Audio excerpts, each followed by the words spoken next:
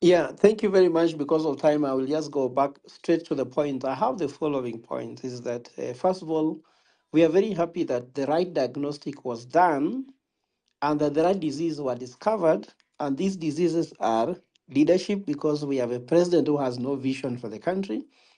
Governance is a problem because we have no accountability, no oversight. And lastly, people want economic liberation. So broad-based government is not the medication for that problem. So we won't care. So we have done as, let's say, Linda Jami, because I've been in this activism for some time.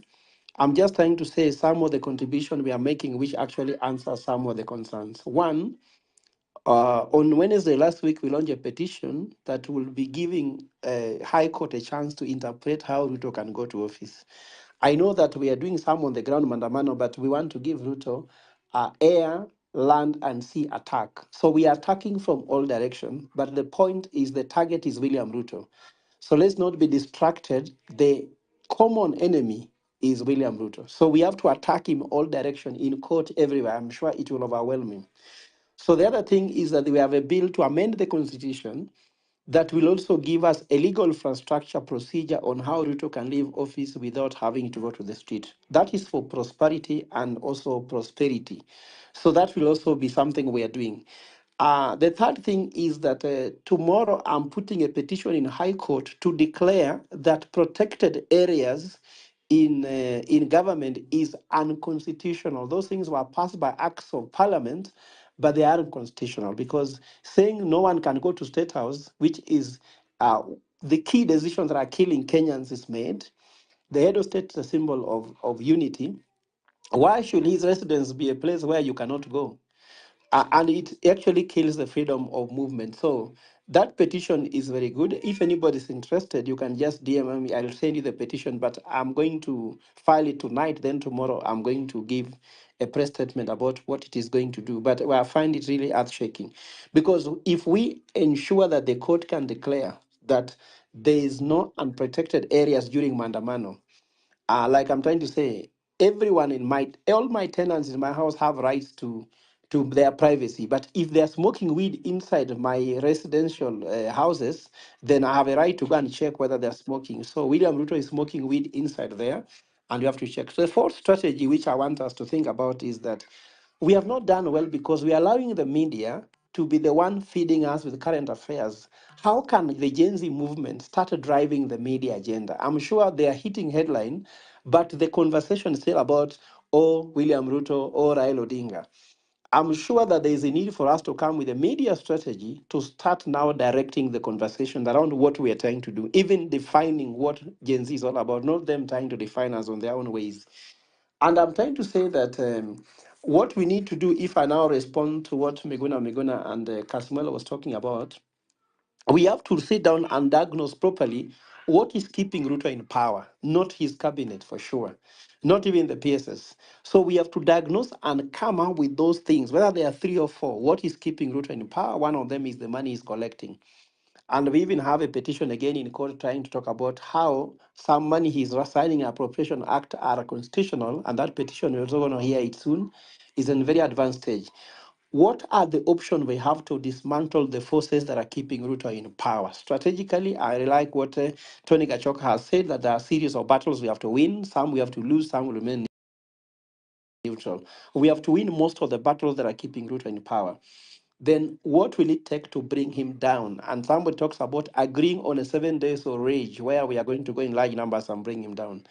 And I want to say that I want to respond as a speaker who spoke. That's my last submission. According to me, as a strategist, because this is what I earn my money on, when you have a dominant strategy, even if the opponent knows, you'll beat them. And according to us, there must be some things we know that if we do them, whether they know we shall do them, we will do them anyway, because we have power and we have the ease of execution. So according to me, they have to know, but then we have to do them in a way that even if they know, they can't counteract it. Ronaldo had one style of dribbling in football, but before you realize he has dribbled you with the same style, he used to have only one style, and he works it out with speed and surprise. So speed and surprise should be a strategy that no one can always beat. So long as I have speed and surprise, you can't beat me, even if you know I'll use speed and surprise, because the speed and surprise will happen. As far as I'm concerned, no one should be giving up because this war will win it.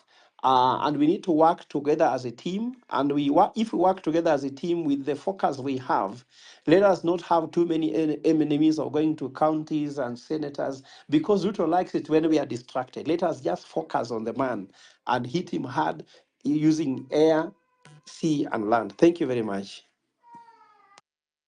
Thank you so much. I have one question to you before we proceed to General and Casmuel. Just for the sake of civic education, would you kindly list all the areas that are currently regarded as protected? Back to you. Protected areas are 12 state houses and state lodges, which is Nairobi State House. And we wrote a letter asking the inspector general, regional commander, and then the police OCS in those stations, asking them, we want to bring our petition on 30th of July. And they responded in a letter saying, we cannot do it. So we have gathered those affidavits we are taking to court to interpret whether they have the powers to stop us. The other one is Parliament. They say Parliament is a protected area, so you cannot be able to go. And all those things are all unconstitutional because they were passed through acts of Parliament that never really had a thinking in the constitution we have in Constitution of Kenya 2010. The other ones we have them are just they can talk about the issue of vigilance house. They are just actually named in this act. But for us, we are targeting the 12 where we have Sagana, the one in Nyeri, we have Kisumu, we have Mombasa, we have Kitale, we have Kakamega, we have Nairobi, and then I think Kisii also we have. So they are just 12, and we want just to ensure that they can be allowed at a proximal distance to issue a petition to the president. And I'm sure that's where, if they can be able to, the court can rule we have that power. And one of the orders we're asking the court to ask Inspector General to explain to us how can the citizens be able to hand over their petition to State House, because all decisions that are hurting Kenyans are made right there. Why are we wasting time on going to other places, which is not important?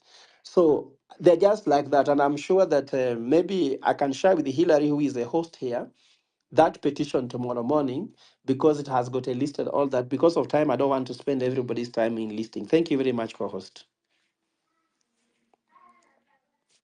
Thanks so much, Fred. Hillary, do you want to say something? No, I was saying thank you so much, Prof, for coming and also for sharing that idea. And let us have that. You can share with me on my DM or my number. Then we will see how to spread it out. Thank you so much. I've seen Prof has joined the conversation. Prof Kibuta. We really welcome you on board.